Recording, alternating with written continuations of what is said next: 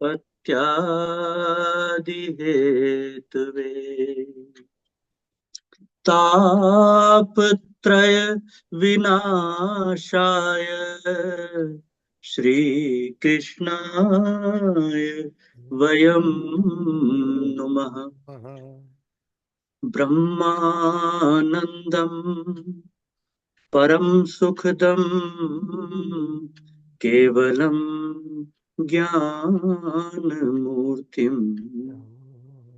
द्वन्द्वातीतं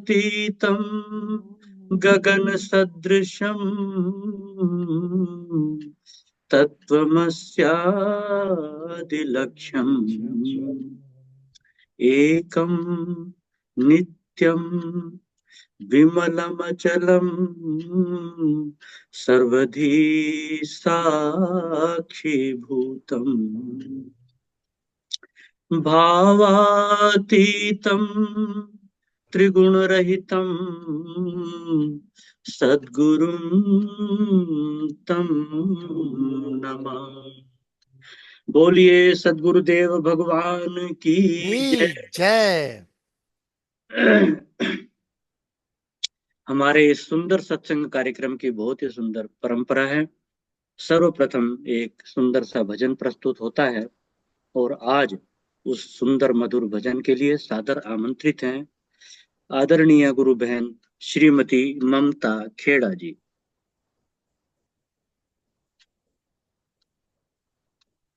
जय गुरुदेव। जय गुरुदेव जी। जय जय गुरु। गुरुदेव।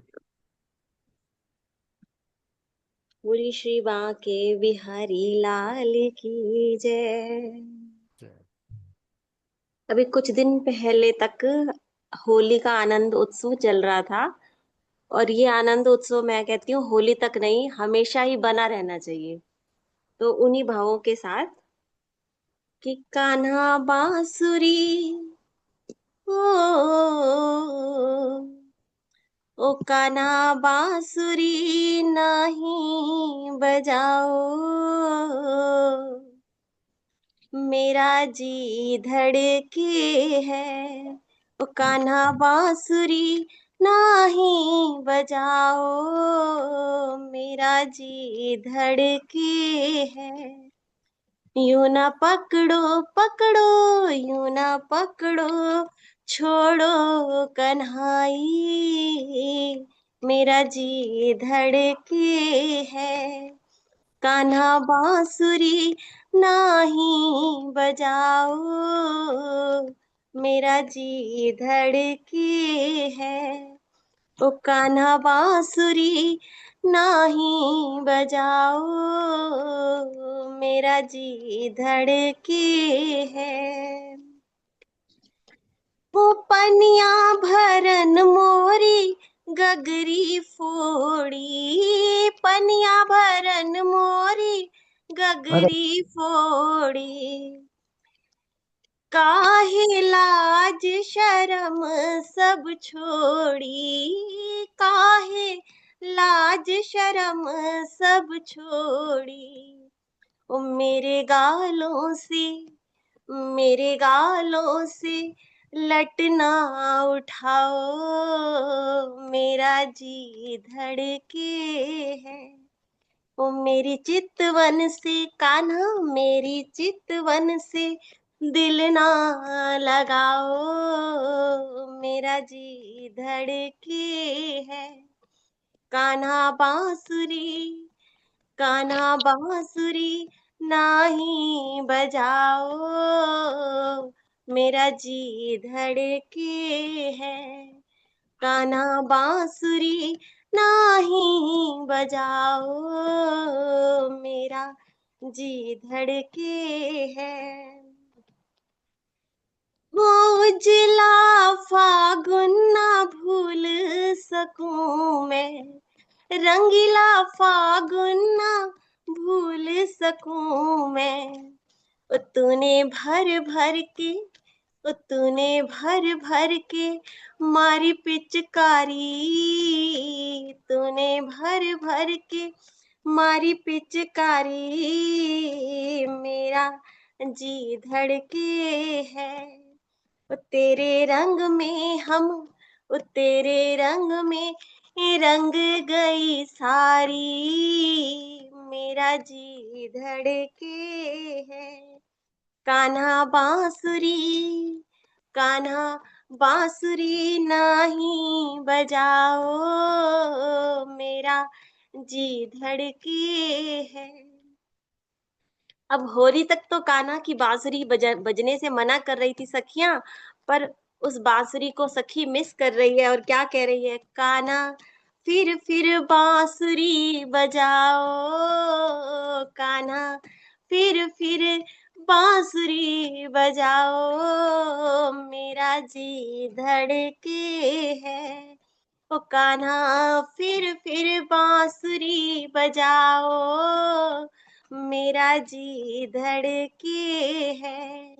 यूं ना पकड़ो पकड़ो, यूं ना पकड़ो छोड़ो कन्हाई, मेरा जी धड़के है। यूं ना पकड़ो छोड़ो कन्हाई, मेरा जी धड़के है।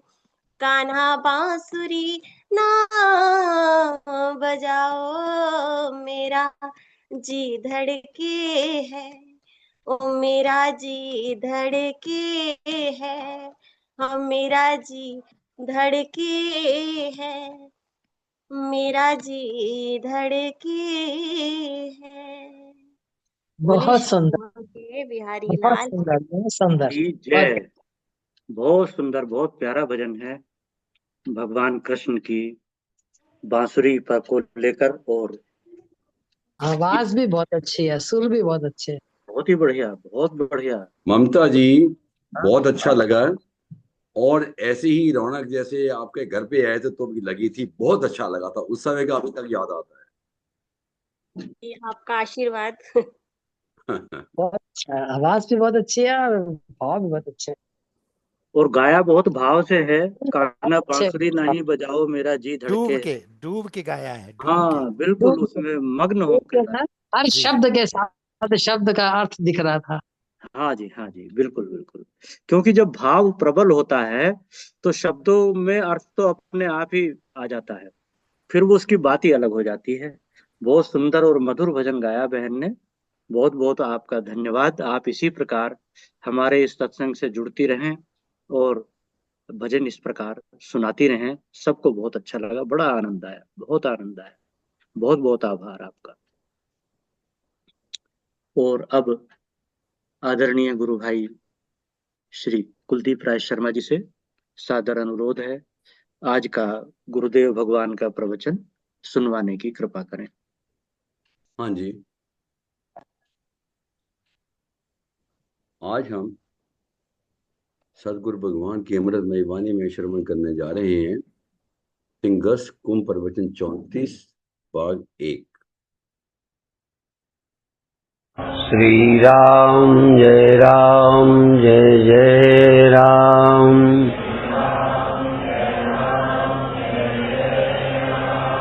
श्री राम जय राम।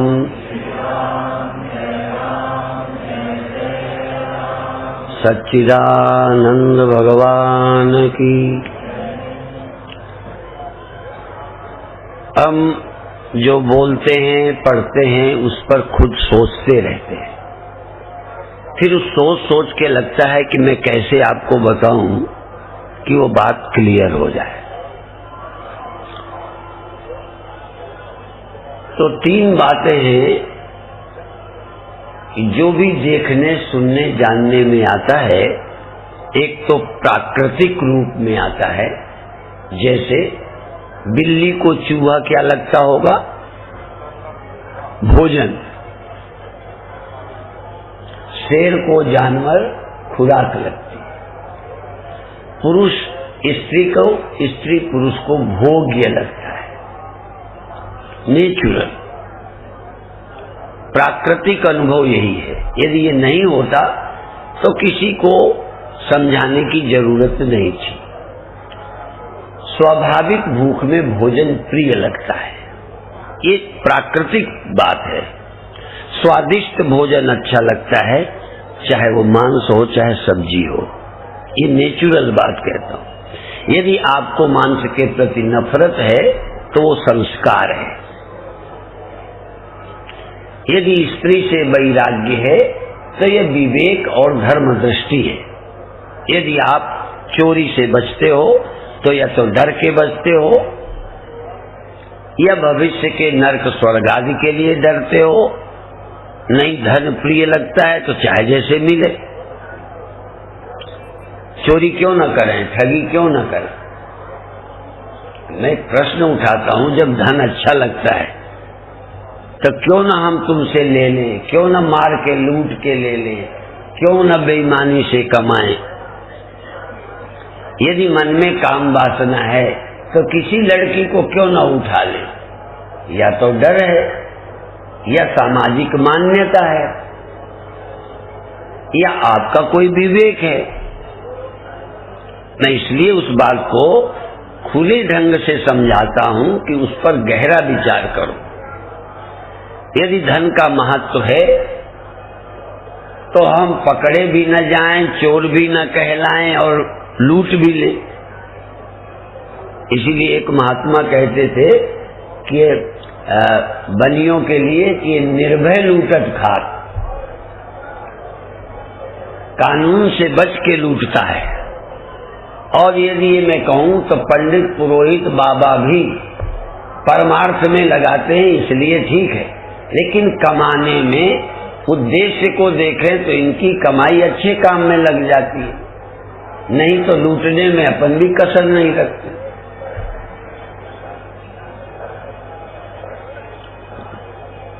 यदि किसी पर डाका डाल के कोई कॉलेज बनवा दे तो लोग कहेंगे यार बहुत अच्छा काम किया।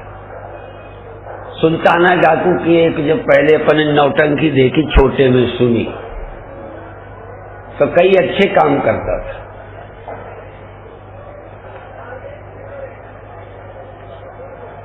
एक जगह मिट्टी का टीला है, एक जगह गड्ढा है, तो वहां का खोद के गड्ढे में डाल दो, बराबर हो गए। खूब गंभीरता से विचार करो। आपकी इंद्रियां सहज विषय को चाहती हैं। इंद्रिय सुरन, बाकी तुम बोलो। हाँ, इंद्रिय सुरन न ज्ञान सुहाई, विषय भोग पर प्रीति सलय। विषय पर प्रीति नहीं है, वो विषय से मिलने वाले सुख पर प्रीति है। यदि विषय से सुख मिलना बंद हो जाए या विषय में सुखानुभूति ना हो तो विषय में क्या रखा है।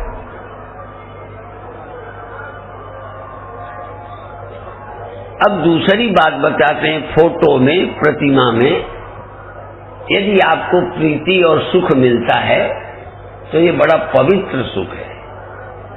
यद्यपि प्रतिमा भी इंद्रिय का विषय है, पर ये भगवान है, ये इंद्रियों का विषय बोलो नहीं है। प्रतिमा आंखों से दिखती है, पर ये भगवान है, ये आपके विश्वास और संस्कार से दिखती है। इसी तरह मेल और फीमेल इंद्रियों से लगता है, पर ये मेरी बहन है, ये मेरी माँ है, ये संस्कार से दिखती है, केवल आंखों से नहीं दिखती। यद्यपि आंखें हैं पर मन प्रधान है, संस्कार प्रधान है। आखिर संत का भी शरीर पुरुष का ही तो है। स्त्री शिष्याएं बनती है पर उनको हम संत भगवान दिखते हैं, इसलिए नहीं कि अभी वो हमको भगवान जानते हैं। अनुभव किया कृष्ण भगवान है, ये 90% लोग तत्व से नहीं जानते। देखो 90% लोग कृष्ण को भगवान नहीं जानते पर भगवान मानते।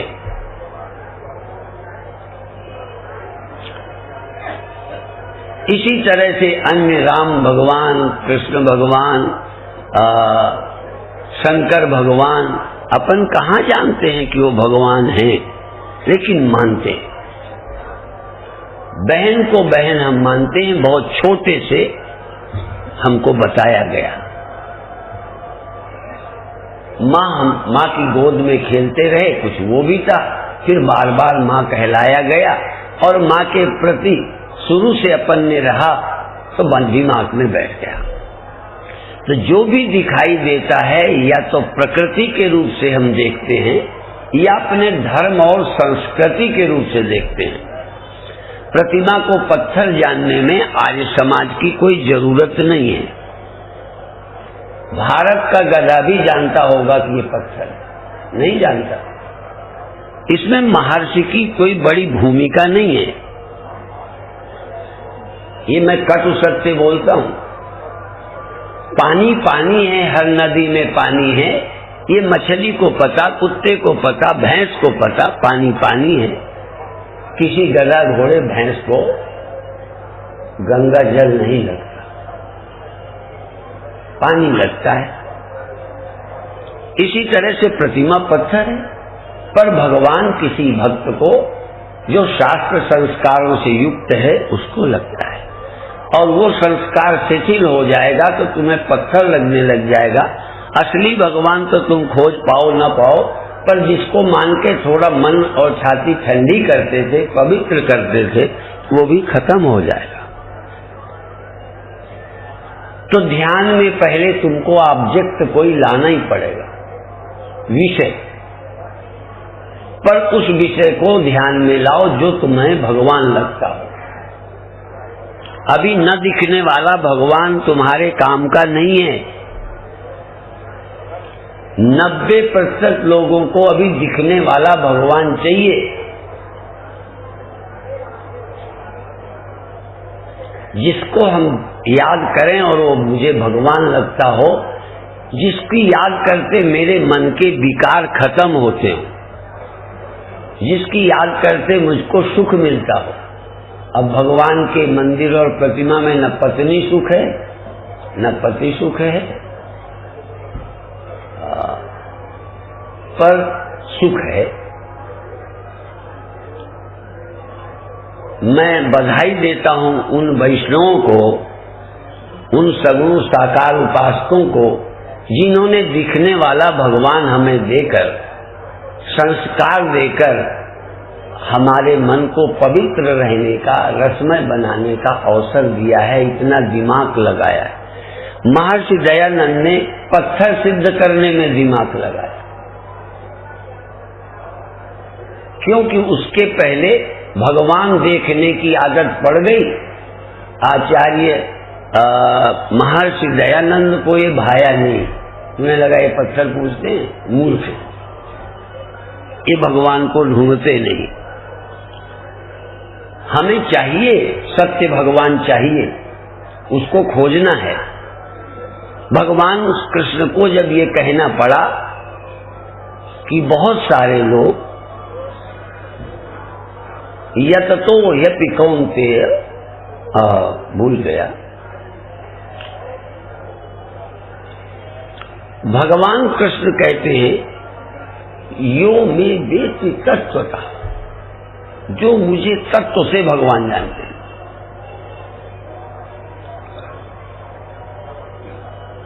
जैसे कोई मिट्टी को ना पहचानता हो, अपन पहचानते हैं इसलिए बात बनती नहीं। मिट्टी को कोई न पहचानता हो, घड़ा पहचानता हो, मकान पहचानता हो, उनमें किसी से द्वेष, किसी से राग हो, फिर किसी घड़े को ये समझाया जाए या बार बार दिमाग में डाला जाए कि ये जो बड़ा आकार वाला ये घड़ा है, ये साक्षात मिट्टी है। समझ नहीं, समझ देना बाद की बात है, पहले ये देना कि ये है मिट्टी, जिसको पाकर तुम मुक्त हो जाओगे। उस घड़े में मिट्टी बुद्धि कर ली, ज्ञान से नहीं की। कृष्ण भगवान है, क्यों भगवान है आप जानते हैं क्या? राम भगवान क्यों है? तत्व से लोग नहीं जानते भगवत बुद्धि की। जैसे तर्क के आधार पर का, खा, गा आप नहीं जानते। तर्क की कसौटी में का, खा, गा गप है। ABCD गप है, आलिफ बे पे ते चीन जीन चे हे खे गप है। ये आकार जो हमने अक्षरों के दिए हैं ये झूठ है। उसमें तो स्याही है, रंग है, बस। पर हमको वही अक्षर लगता है, आपको तो नहीं लगता। यहाँ कुछ पीछे लिखा है ना, लिखा है ना, क्या लिखा है? स्वर्ण जयंती समारोह, आपको दिखता है। अनपढ़े को लाओ, उसकी आंखें हैं। अनपढ़े आदमी को लाओ, उसकी आंखें हैं, दिमाग भी है, मन भी है, पर वो बताए क्या लिखा है। तो ये किसको दिख रहे हैं अक्षर? जो तोते हैं, तोते जिनको रटाए गए हैं अक्षर, दिमाग में डाल दिए गए हैं, वो ये पढ़ रहे हैं और कहते हैं हम पढ़े। पढ़े अड़े तो तुम हो ही नहीं, मूर्ख हो। तुम्हारे दिमाग में डाला, तुम्हें अक्षर दिख रहे हैं। इसी तरह हमारे दिमाग में डाला, हमें भगवान दिखते हैं। पर बहुत अच्छी बात है, औरत तो दिखती थी, आदमी दिखते थे, पैसा दिखता था, धनी दिखते थे, बड़े दिखते थे, और उनको देखकर छाती जलाते थे, या काम पीड़ित होते थे, या द्वेष पीड़ित होते थे, नफरत से भर जाते थे। शिव जी तक को काम आया, काम ने बड़बड़ों को नचाया। मुझे लगता है जो धरती में आया होगा, काम कभी ना आया हो, शायद ही कोई हो तो हो, मुझे तो नहीं लगता। जब शिव जी को आया, जब शिव को काम आया तो उन्होंने भी सुमिरन किया। उन्होंने तत्व से किया, तुम तत्व से नहीं, ऐसे ही कर लो। जब तुम्हें किसी को देख के काम आए तो माँ का स्मरण करो, पिता का करो, भगवान का करो। अभी बिना जाने भगवान को स्वीकार किए भगवान का स्मरण करो। स्वीकार किए भगवान, दो भगवान हैं, एक स्वीकार किए, एक जाने हुए। स्वीकार किया हुआ भगवान प्रकृति कर विजय का मार्ग है।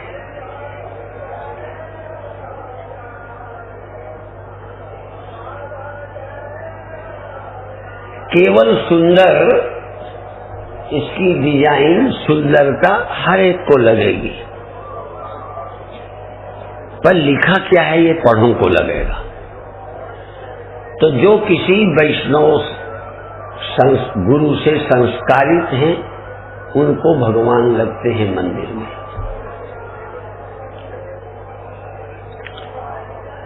कई लोग भगवान ये नहीं है ये सिद्ध करने में लगे, उसमें आर्य समाज भी है,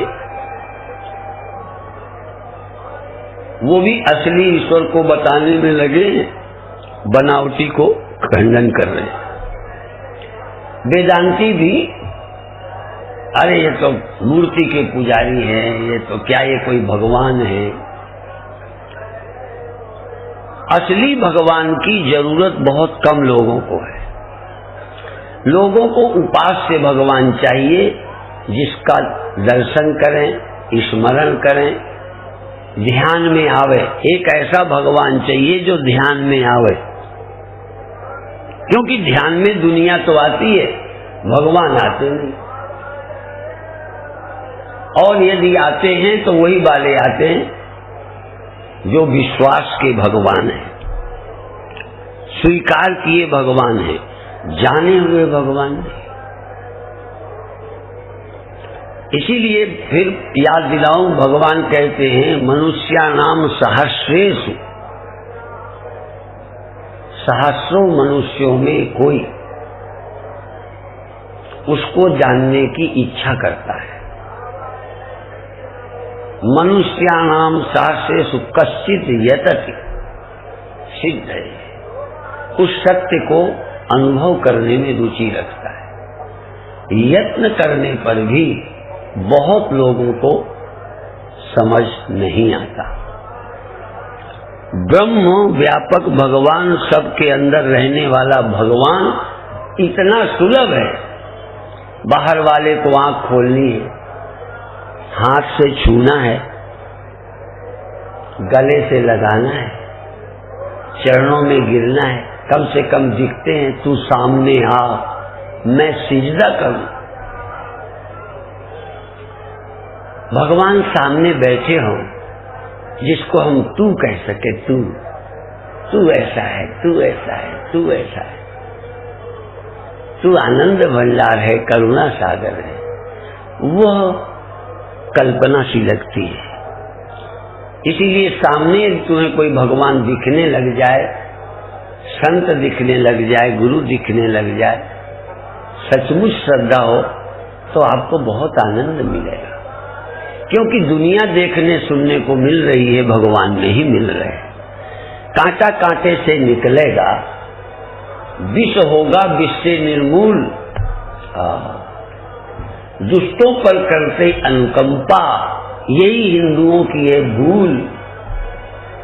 कांटा कांटे से निकलेगा, विषय रस राम रस से निकलेगा। जगत दिखाई देता है, मुझे भगवान भी दिखाई दे। अब वो दिखाई कैसे दे? जब बहुत कोई पवित्र संस्कार हो। बहन को भी पत्नी देखने को मन करता है। यदि दुनिया में कोई पत्नी न होती तो काम के वेग में बहन भी पत्नी हो जाती, माँ भी पत्नी बन जाती, भोग्या बन जाती। इसलिए तुम्हारे वेग को निकालने के लिए कोई पत्नी चाहिए, कोई पति चाहिए। आप अपने मन का वेग कहाँ हल्का करोगे?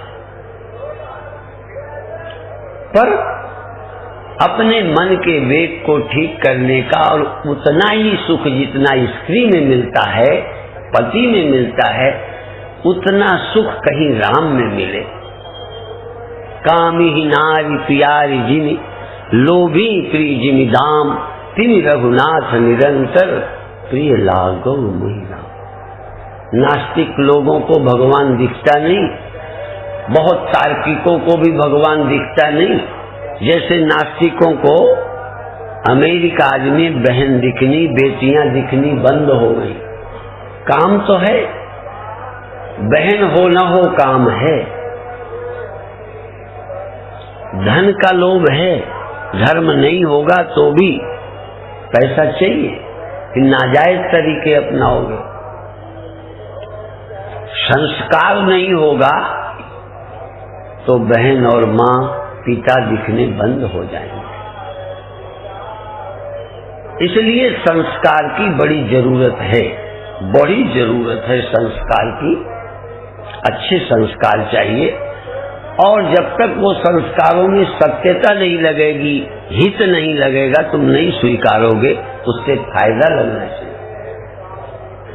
यदि 10 रुपया की एक गोली में बेचूं, बस किसी दर्द की दवा न हो, किसी रोग की दवा न हो, तो आप खरीदोगे?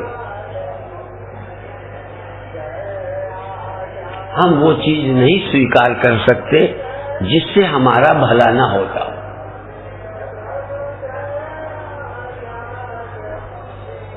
और जो भला उन्हीं को दिखता है, भक्ति में, संबंधों में, जो अपने मन को थोड़ा अच्छा बनाना चाहते हैं। उसको तुम नहीं जानते हो, मैं जानता हूं। जब कभी किसी मंदिर में सिर झुकाया और बहुत अच्छा लगा, तो बहुत ही अच्छा तो स्त्री में लगता था, बहुत अच्छा ही तो धन लगता था, बहुत अच्छा लगने के लिए ही तो सब अपराध करते हो। यदि मंदिर में सर झुकाने से अच्छा लगे, मेरा मन गदगद हो जाए, तो इससे अच्छा सस्ता और रास्ता क्या हो सकता है? तो दिखाई देने वाली वस्तुओं के बुरे प्रभाव को हटाने के लिए दिखाई देने वाले गुरु, संत, भगवान चाहिए, जिनको देख करके देख करके मेरा हृदय कमल खिले, गदगद हो। इसीलिए बिना उपासना के ज्ञान, वैष्णव ज्ञान विरोधी नहीं है, जरा ध्यान देना। रामायण की ये चौपाई से भी लगता है, जब देखियो नैनन उपदेशा, मैं अपनी आंखों से पहले अवधेश देखूंगा, तब सुनियो निर्गुण उपदेशा। पहले मैं साकार उपासना करूंगा, क्योंकि दिखती है, जल्दी समझ में आएगी, मेरे मन को तुरंत प्रभाव पड़ेगा। तुरंत यदि स्त्री का प्रभाव पड़ता है, तुरंत यदि विषय का प्रभाव पड़ता है, तो दिखने वाले भगवान का मुझ पर क्यों प्रभाव नहीं पड़ेगा? दिखने वाली गंगा में नहाऊंगा तो क्यों नहीं पड़ेगा? जल में नहाने में और गंगा में नहाने में फर्क है।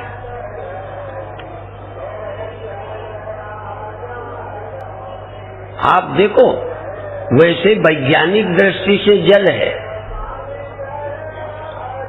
जल में ही स्नान किया जाता है, जल ही पिया जाता है, पर मरते समय गंगा जल पीते।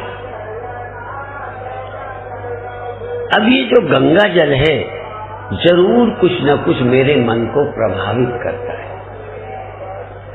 पर जिनको आस्था ही नहीं है, समझते नहीं, संस्कार दृढ़ नहीं। क्यों दृढ़ नहीं? एक कहता है गंगा जल पीने से, गंगा के दर्शन से मुक्ति होती है। एक कहता है मछली क्यों नहीं तर गई। उसमें कबीर जैसे तार्किक, जितना विद्वान समाज का नुकसान करता है, शायद तुम्हारी समझ में नहीं आएगा। जितना ज्यादा तार्किक और दिमागदार आदमी समाज का नुकसान करता है, उतना बुद्धू लोग नहीं करते। बड़े बड़े विद्वान उसमें महर्षि दयानंद भी हैं, कबीर साहब भी हैं। ब्रह्म मिला हो न मिला हो कबीरियों को, आर्य समाजियों को निर्गुण ब्रह्म में पूर्ण आनंद मिला हो न मिला हो, परम रस का अनुभव भक्ति का मिला हो न मिला हो, लेकिन पूजा जरूर खत्म कर दी, गंगा को जरूर बेकार कर दिया। और आप जानते हो, यदि तुम्हारा अंतःकरण सचमुच भगवान मानता है प्रतिमा को, तो जो सुख मिलेगा, मन लगेगा, ध्यान लगेगा, वो अभी आप कल्पना नहीं कर सकते। नहीं लगने का कारण ये तार्किक गुरु, ये जो ज्यादा दिमागदार गुरु हैं, सत्य को जानने वाले गुरु हैं, ऊंची बात बता दी जिसके तुम पात्र नहीं हो, जिसके तुम पात्र थे उसका खंडन कर दिया। भगवान कृष्ण बुद्धू नहीं है, वो कहते हैं न बुद्धि भेदम जनयेत अज्ञानाम कर्म संगीनाम। जो बुद्धू लोग गंगा नहा रहे हैं, पूजा कर रहे हैं, पाठ कर रहे हैं, उनकी बुद्धि खराब मत करना, करने बल्कि जो सयेत सर्व कर्माणि विद्वान युक्ता समाचरण, स्वयं करके लोगों को उत्साहित करे, मंदिर जाके, गंगा नहा के, भजन करके, ध्यान करके लोगों को प्रेरित करे। क्योंकि वो जहाँ खड़े हैं वहां से लाने का तरीका शुद्ध वेदांत नहीं है। जो लोग इससे ऊपर उठना चाहें, पात्रता दिखे, अथा तो ब्रह्म जिज्ञासा,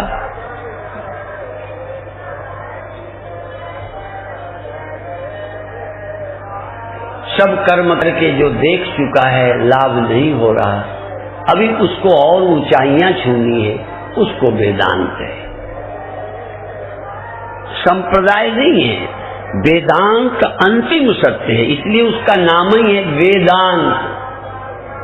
वेदस्य अंतः, ज्ञान का आखिर, उसके आगे कोई ज्ञान नहीं। सा काष्ठा सा परागति। पर मेरा वेदांत सुनकर आप प्रभावित होते हो, पर लाभान्वित नहीं।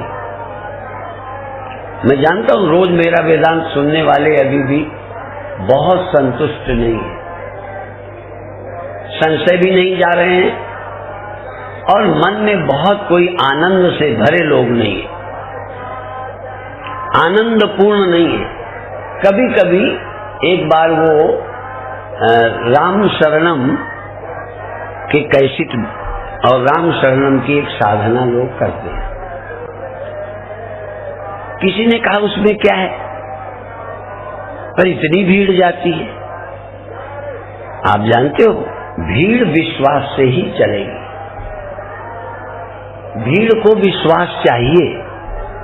आप सबको ज्ञान नहीं दे सकते और दोगे तो उनका नुकसान करोगे, क्योंकि उसे पाएगा नहीं और यहां का रहेगा नहीं।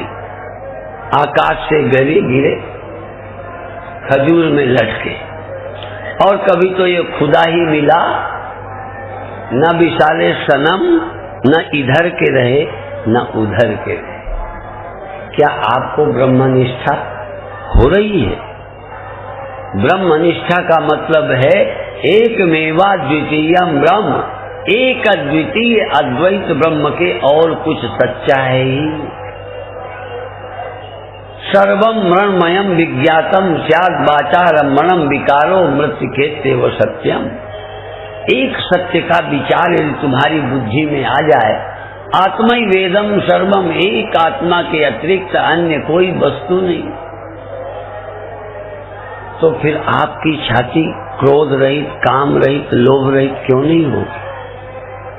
हर विकार को समाप्त करने का उपाय है वेदांत ब्रह्म ज्ञान।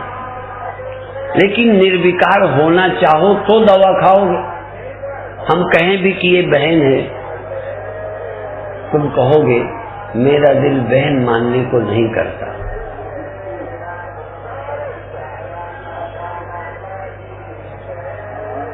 उसका सुख लेने को मन करता है।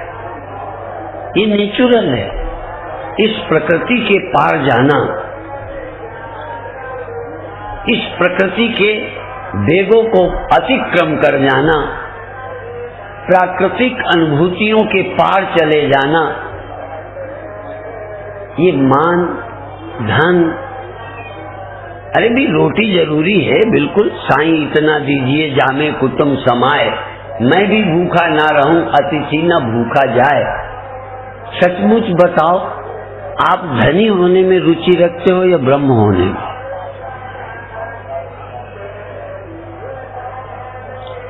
आप ब्रह्म होने में रुचि रखते हो या मंडलेश्वर होने में? आप प्रश्न करेंगे आप काहे बने? मुझे तो रुचि नहीं है। मैं इन बातों को या तो व्यवस्था का हिस्सा मानता हूं या पागलपन। बुरा नहीं माने। कोई को कुछ बनाया जाता है, एक काम व्यवस्था सौंपी जाती है, उससे व्यक्ति को क्या लाभ है? और कोई यदि बन गया है मंडलेश्वर तो मैं समझूंगा पागल ही हो गया है और कुछ नहीं। क्या बन जाओगे? क्या मतलब है उसका? हम किसी प्रतिमा को जब मंदिर या भगवान बनाते हैं तो प्रतिमा भगवान नहीं होती, प्रतिमा तो प्रतिमा ही रहती है। पर तुम्हारे हृदय में जो भगवान का विश्वास होता है वो तुम्हारे लिए कल्याणकारी है। भगवान का क्या बिगड़ना, क्या सुधर जाना है? यदि कोई मंडलेश्वर तुमको दिखता है, ज्ञानी दिखता है, महान दिखता है, तो उससे श्रद्धा करके तुमको कुछ प्राप्त होने वाला है, मंडलेश्वर को कुछ प्राप्त होने वाला नहीं है। पर अभी उल्टा है, मंडलेश्वरों को भी कुछ प्राप्त होता है। अभी नेताओं को भी कुर्सी में जाने का रस है। जिस दिन कुर्सी का रस न रह जाए, फिर उसको काम सौंपा जाए कि देश सेवा में लगो। अभी हमें धनी होने में रस है, इसलिए सुबह से शाम तक धनी होने में लगे।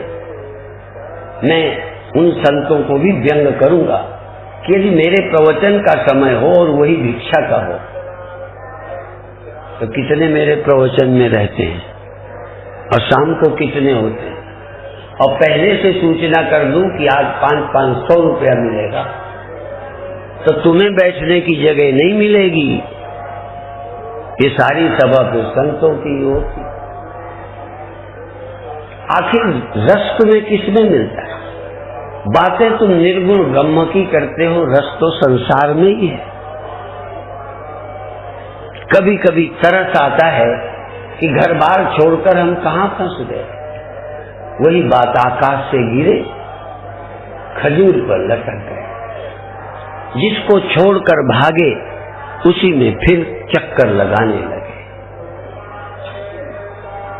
बाकी उस सच्चाई को तुम जानते हो, जैसे मैं मंडलेश्वरी की सच्चाई को मैं जानता हूं। तुम कुछ भी मान सकते हो, ऐसे ही हो सकता है तुम महाविरक्त हो, फिर भी 2 रुपया मिल जाता है तो कोई नुकसान नहीं है, तब 2 रुपए के लिए तुम सत्संग नहीं छोड़ सकते। तुम 2 रुपए के लिए ज्ञान ध्यान नहीं छोड़ सकते। और यही बात और मैं कहता हूं, कई पहले ही नास्तिक थे इसलिए गंगा से छुटकारा मिल गया। लेकिन मैं दूसरी बात कहता हूं, यदि ब्रह्म ज्ञानी गुरु का सत्संग मिल रहा हो तो गंगा छोड़ देनी चाहिए। यदि उसी टाइम पर गंगा स्नान का टाइम है और वही मेरे ब्रह्म ज्ञान के बातें सुनने का है तो मैं गंगा छोड़ दूंगा। नींद मैंने गंगा के लिए छोड़ी। 1 बजे नहाने गया, 2 बजे नहाने गया, 3 बजे नहाने गया, 4 बजे यहाँ पहले उठा, फिर नहाने गया तो मैं ले गया। लेकिन ध्यान का समय, सत्संग का समय छोड़ने का काम नहीं। मैं शंकर जयंती, आचार्य शंकर आद्य जगत गुरु की जयंती में कल गया, लेकिन प्रवचन के लिए जल्दी जल्दी भाग के आया। मैं ज्ञान का महत्व दिल से स्वीकारता हूं, पर पाखंड विरोधी हूं। तुम सिर्फ चिल्लाओ, अनुभव न करो, विचार न करो। क्या मैं ब्रह्म हूं ये अनुभव की चीज नहीं है? अनुभव नहीं करना चाहिए। मैं आदमी हूं, अनुभव करता हूं। मैं धनी हूं, अनुभव करता हूं। मंडलेश्वर बन गया हूं, ये अनुभव करता हूं, पर मैं ब्रह्म हूं ये अनुभव नहीं करना चाहिए। और ब्रह्म का क्या मतलब होता है? मैं धनी हूं तो ये निर्धन है, मैं पुरुष हूं तो ये स्त्री है, मैं बड़ा हूं तो ये छोटा है। लेकिन मैं ब्रह्म हूं तो कोई मुझसे फिर बड़ा नहीं, कोई मुझसे छोटा नहीं और कोई और है ही नहीं। ब्रह्म होने का मतलब ये नहीं है कि मैं भगवान हूं तू गधा है। तुम मनुष्य हो तो वो गधा हो सकता है, तुम विद्वान हो वो मूर्ख हो सकता है, तुम बीमार हो ये स्वस्थ हो सकता है, तुम सुंदर हो या सुंदर हो सकता है और होता है। लेकिन तुम ब्रह्म हो और तुम्हारे अलावा कोई और हो ये नहीं हो सकता। ब्रह्म ज्ञान का मतलब है ये तुम्हारे सिवा कुछ नहीं है, और तुम्हारे सिवा कुछ नहीं है। 1 सेकंड भी जिसने नहीं सोचा और छाती ठोक के ब्रह्म ज्ञानी कहे अपने, इससे ज्यादा झूठ क्या हो सकता है? नींद तुम्हें हुई, सपने तुम्हें हुए, जागृत तुम्हें हुआ, तुम अपने अनुभव में बताओ तुम कब ब्रह्म अपने को जाना। बुद्ध को किसी जगह बोध हुआ, बोध दिवस है। महर्षि दयानंद को कोई घटना घटी, भले वो हमारे प्रतिकूल पड़ी, लेकिन उनको एक झलक मिली कि ये क्या है। वो किसी मार्ग पर लगे, किसी को ध्यान लगा, चमत्कार। मुझे लुधियाना में सबसे पहले ध्यान लगा। लुधियाना में इलायची गिर मंदिर। यदि मैं कहूं बोध दिवस तो नहीं कह सकता, पर विलक्षण अनुभव की शुरुआत का दिन इलायची गिर मंदिर लुधियाना का है।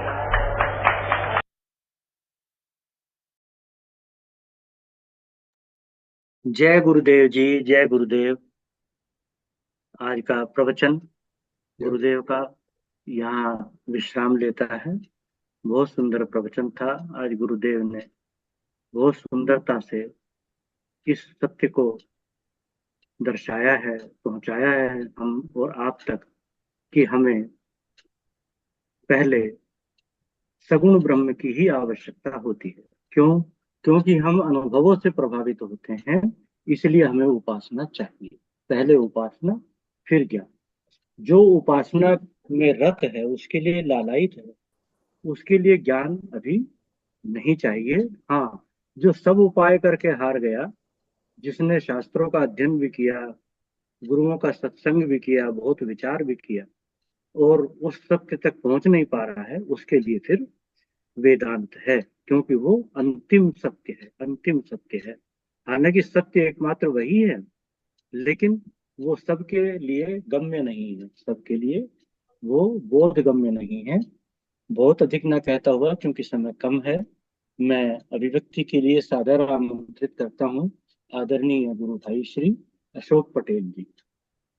यूके से हैं। वो यूके से जुड़ते हैं और बहुत ही कमिटेड हैं, बहुत डिवोटेड हैं, बहुत सुंदर अभिव्यक्ति देते हैं। उनका सादर आमंत्रण है आज के प्रवचन पर अभिव्यक्ति देने की कृपा करें। जय गुरुदेव, जय गुरुदेव। जय गुरुदेव जी, जय गुरुदेव। सबको मेरा सादर नमस्कार। आज नमस्कार। गुरुदेव, आवाज ठीक आ रही? हाँ हाँ जी, जी, आवाज ठीक है जी। ठीक कार्य। Okay, thank you. तीन बातें हैं जो भी देखने, सुनने, जानने में आता है वो प्राकृतिक रूप में आता है। और फिर बहुत सारी बातें बताई, लेकिन उसमें अभी डीप में बहुत नहीं जाएंगे। तो एक साखी से शुरू करते हैं। इंद्रिय सुरन न ज्ञान सुहाई, विषय भोग पर प्रीति सरे। तो विषय पर प्रीति नहीं है, वो विषय से मिलने वाले सुख पर प्रीति है हमें। यदि विषय से सुख मिलना बंद हो जाए या विषय में सुखानुभूति ना हो तो विषय में क्या रखा है। गुरुदेव भगवान ने ये थोड़ा बताया है। और उसके बाद दूसरी बात है कि फोटो में, प्रतिमा में यदि आपको प्रीति और सुख मिलता है तो ये बड़ा पवित्र सुख है। यदि भी प्रतिमा भी इंद्रिय का विषय है, पर ये भगवान है, ये इंद्रियों का विषय नहीं। प्रतिमा हाथों से दिखती है, पर ये भगवान है कि आपके विश्वास और संस्कार से दिखती है। इस तरह मेल और फीमेल इंद्रियों से लगता है, पर ये मेरी बहन है, ये मेरी माँ है, ये संस्कार से दिखती है, केवल आंखों से नहीं दिखती। यदि भी आंखें हैं, पर मन प्रधान है, संस्कार प्रधान है। तो आज संस्कार की बात की है गुरुदेव ने। फिर कृष्ण भगवान का बताया। 90% लोग कृष्ण को भगवान नहीं, तत्व से नहीं जानते, पर भगवान मानते हैं। मानना और जानना दोनों अलग अलग बात आज बताई है। तो सब भगवान को भगवान मानते हैं, बहन को बहन हम मानते हैं, बहुत छोटे से हमको बताया गया है, इसलिए हम मानते हैं। संस्कार से जो भी दिखाई देता है, या तो प्रकृति के रूप से हम देखते हैं या अपने धर्म और संस्कृति के रूप से देखते हैं। प्रतिमा को पत्थर जानने में आर्य समाज की कोई जरूरत नहीं है। भारत का गधा भी जानता ही है कि यह पत्थर है। पर भगवान किसी वक्त को जो शास्त्र संस्कारों से युक्त है उसको लगता है, और ये वह संस्कार से शिथिल हो जाए तो तुम्हें पत्थर लगने लग जाएगा। असली भगवान तो तुम खोज पाओ और ना पाओ, जिसको मान के थोड़ा मन और छाती ठंडी करते थे, पवित्र करते थे, वह भी खत्म हो जाती है। क्योंकि आर्य समाज ने मूर्ति पूजा के लिए थोड़ा खंडन किया, उसकी बात बताई है। ध्यान में पहले तुमको आप पहले कोई लाना ही पड़ेगा ऑब्जेक्ट, विषय पर उस विषय को ध्यान में लाओ जो तुम्हें भगवान लगता हो। अभी न दिखने वाला भगवान तुम्हें काम का नहीं है। 90% लोगों को अभी दिखने वाला भगवान चाहिए, जिसको हम याद करें और वह मुझे भगवान लगता हो, जिसकी याद करते हैं मेरे मन को विकार खत्म होता हो, जिसकी याद करके मुझको सुख मिलता हो। अब भगवान के मंदिर और प्रतिमा में न पत्नी का सुख है, न पति का सुख है, कोई सुख नहीं है, लेकिन फिर भी ये है साकार उपासना। इसलिए वो गुरुदेव भगवान वैष्णव को बहुत धन्यवाद देते हैं। मैं बढ़ाया देता हूँ कि वैष्णव को, उन सगुण साकार उपासकों को, जिन्होंने दिखने वाले भगवान में देकर, संस्कार देकर हमारे मन को पवित्र रहने का, रहस्यमय बनाने का अवसर दिया। उसमें उन्होंने पूरा दिमाग लगाया, और महर्षि दयानंद ने पत्थर सिद्ध करने में अपना दिमाग लगाया। हमें चाहिए सत्य भगवान, उसको खोजना है। कृष्ण भगवान कहते हैं यो में वेति तत्वतः, भगवान कृष्ण कहते हैं जो मुझे तत्व से भगवान जानते हैं। भगवान कृष्ण भगवान है, क्यों भगवान है आप जानते हैं क्या? राम भगवान क्यों है? तत्व से नहीं जानते, भगवत बुद्धि से मानते हैं। अक्सर दिमाग में डाला है, इसलिए हमें अक्सर दिख रहे हैं। इसी तरह हमारे दिमाग में डाले हैं, हमें भगवान दिखते हैं। पर बहुत अच्छी बात, ये भी बहुत अच्छी बात है, औरत तो दिखती थी, आदमी दिखते थे, पैसा दिखता था, धनी दिखते थे, बड़े दिखते थे, और उसको देखकर छाती ही जलाते थे, या काम पीड़ित होते थे, या द्वेष पीड़ित होते थे, नफरत में से भरे जाते थे। शिव जी तक को भी काम आया, तो उन्होंने सुमिरन करके अपना तत्वों का विचार करके उसको हटाया। जब तुम्हें किसी को देख के काम आए तो माँ का स्मरण करो, पिता का स्मरण करो, भगवान का स्मरण करो। अभी बिना जाने भगवान को स्वीकार किए भगवान का स्मरण करो। स्वीकार किए भगवान, दो भगवान है, एक तो स्वीकार किए और एक जाने हुए। स्वीकार किए भगवान को तो प्रकृति पर विजय का मार्ग है, ऐसा गुरुदेव भगवान ने बताया। स्वीकार किए हुए को हम मानेंगे तो प्रकृति के ऊपर हम विजय प्राप्त कर सकते हैं। असली भगवान की जरूरत बहुत कम लोगों को है। लोगों को उपवास से भगवान, उपासना वाले भगवान चाहिए, दर्शन वाले, स्मरण वाले, ध्यान में आने वाले, ऐसे भगवान को ज्यादा चाहिए। जो विश्वास के भगवान है, स्वीकार किए भगवान है, जाने हुए भगवान नहीं। सहस्त्रों मनुष्य में कोई उसको जानने की इच्छा करता है। तो वो पूरा श्लोक बताया है कि मनुष्य नाम शस्त्र से उस सत्य को अनुभव करने में रुचि रखता है। यत्न करने पर भी बहुत लोग को समझ नहीं आता, क्योंकि ये ज्ञान का मार्ग बहुत ही कठिन है। पहले तो भक्ति करनी पड़ेगी, भक्ति उपासना करने के बाद धीरे धीरे धीरे गुरु की कृपा होती है, फिर ज्ञान के मार्ग पे शुरुआत होने लगती है। तो पहले शुरुआत भगवान ने बताया कि श्रद्धा से होती है और अनुभव पर खत्म होती है।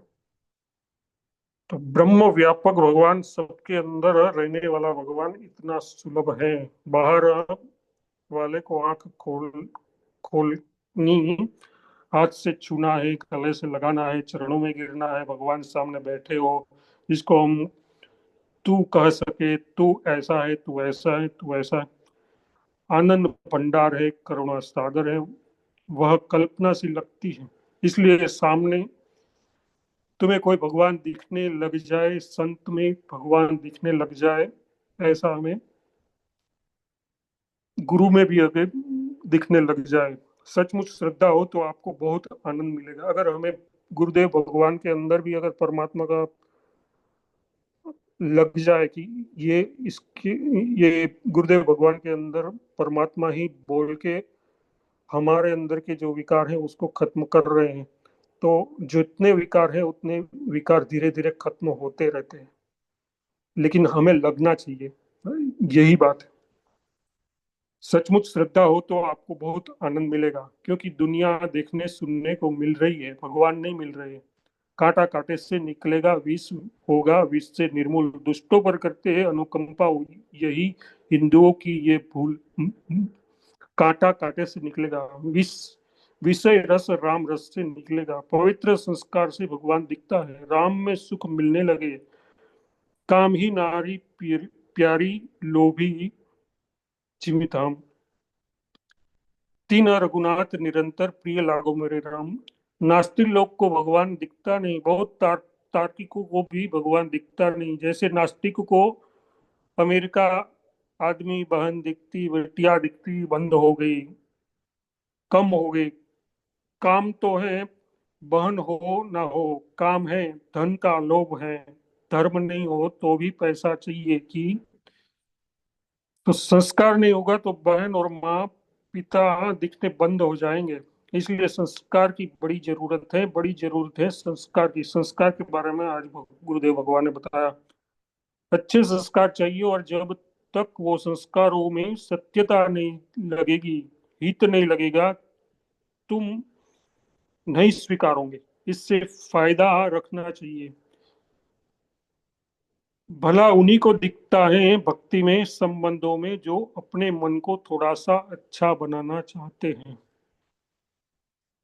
उसको तुम नहीं जानते हो कि मैं जानता हूँ। भगवान गुरुदेव भगवान कहते हैं, मैं जानता हूँ। जब कभी किसी मंदिर में सिर झुकाया और बहुत अच्छा लगा तो बहुत ही अच्छा, तो स्त्री में लगता था बहुत ही अच्छा है, तो धन में लगता था बहुत अच्छा लगने के लिए तो ही तो सब अपराध करते हैं।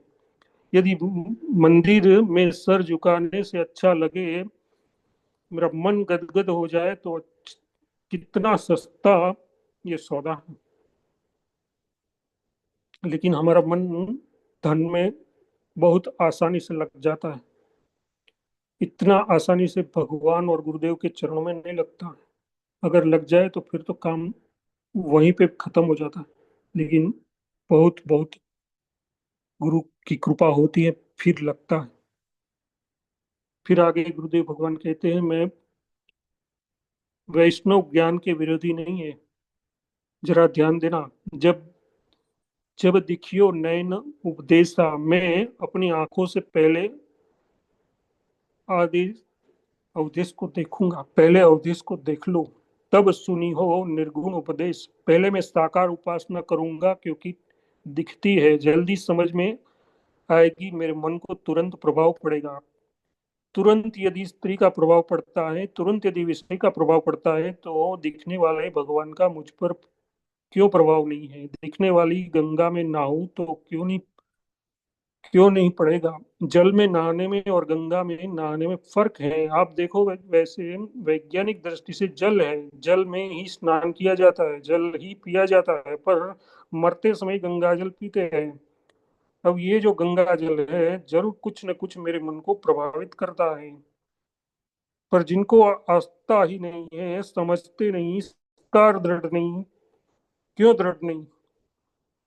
एक कहता है गंगा जल पीने से गंगा के दर्शन से मुक्ति होती है, एक कहता है मछली क्यों नहीं तरी। तो कबीर जैसों ने वो बात बताई कि कबीर और दयानंद जी ने थोड़ा सा खराब किया है इंडिया में। आर्य समाजियों को निर्गुण ब्रह्म में पूर्ण आनंद मिला मिला या ना मिला हो, पर उन्होंने परम रस का अनुभव भक्ति का मिला हो या ना मिला हो, लेकिन गंगा को जरूर, गंगा और पूजा को खत्म कर दिया।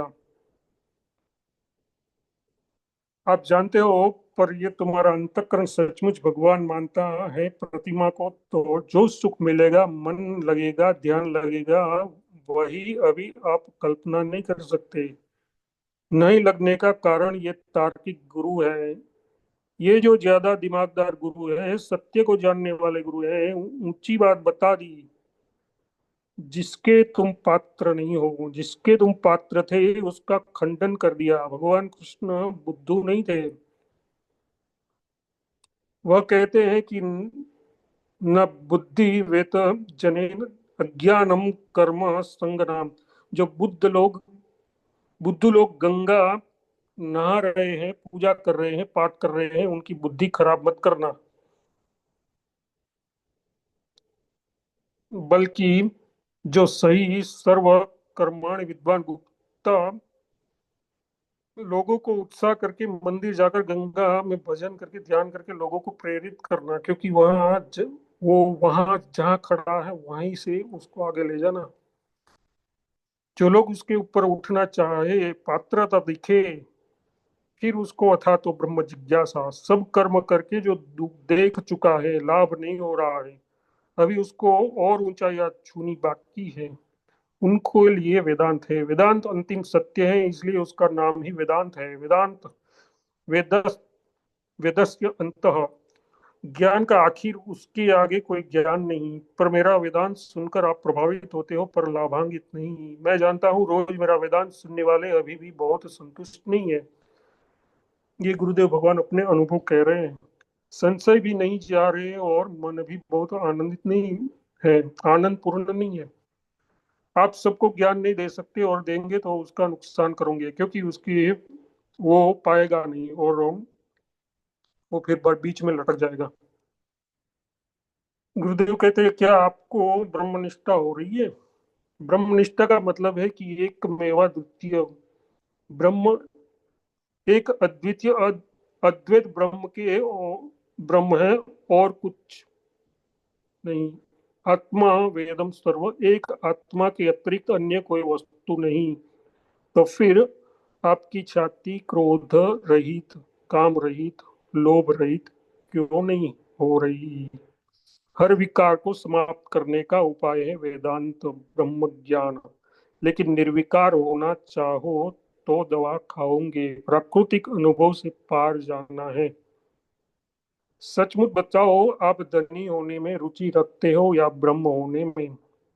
हम किसी प्रतिमा को जब मंदिर या भगवान बताते हैं तो प्रतिमा भगवान नहीं होती, वो प्रतिमा तो प्रतिमा ही रहती है। पर तुम्हारे हृदय में जो भगवान का विश्वास होता है वह तुम्हारे लिए कल्याणकारी है। भगवान का क्या बिगड़ना, क्या सुधरना? यदि कोई मंडलेश्वर तुमको दिखता है, ज्ञानी दिखता है, महान दिखता है, तो उससे श्रद्धा करके तुमको कुछ प्राप्त होने वाला है। मंडलेश्वर को कुछ प्राप्त होने वाला नहीं है। पर अभी उल्टा है, मंडलेश्वरों को भी कुछ प्राप्त होता है। अभी हमें धनी होने में रस है, इसलिए सुबह से शाम तक धनी होने में लगे हैं। मैं उन संतों को भी व्यंग करूंगा कि मेरे प्रवचन का समय हो और वही भिक्षा का हो, तो कितने मेरे प्रवचन में रहते हैं और शाम को कितने होते हैं। अब पहले से सूचना कर दूं कि आप 500-500 रुपया मिलेगा तो यहाँ पे जगह भी नहीं मिलेगी। तो हमारा ज्यादा से ज्यादा टाइम धन में ही, हमारा माइंड में धन ही रहता है। आखिर रस तुम्हें किस में मिलता है? बातें तुम निर्गुण ब्रह्म की करते हो, रस तो संसार में है। वही बात, आकाश से गिरे खजूर पर लटक गए, जिसको छोड़कर भागे उसी में फिर चक्कर में लग गए। यदि ब्रह्म ज्ञानी गुरु का सत्संग मिल रहा हो, गंगा छोड़ देनी चाहिए भी उस समय, उसी टाइम पर गंगा स्नान का टाइम है और वही मेरे ब्रह्म ज्ञान की बातें सुनने का है, तो मैं गंगा छोड़ दूंगा। नींद मैंने गंगा के लिए छोड़ी। 1 बजे नहाने गया, 2 बजे नहाने गया, 3 बजे नहाने गया, 4 बजे नहाने गया, लेकिन ध्यान का समय, सत्संग समय छोड़ने का काम नहीं किया। क्या मैं ब्रह्म हूँ ये अनुभव की चीज नहीं है? अनुभव नहीं करना चाहिए।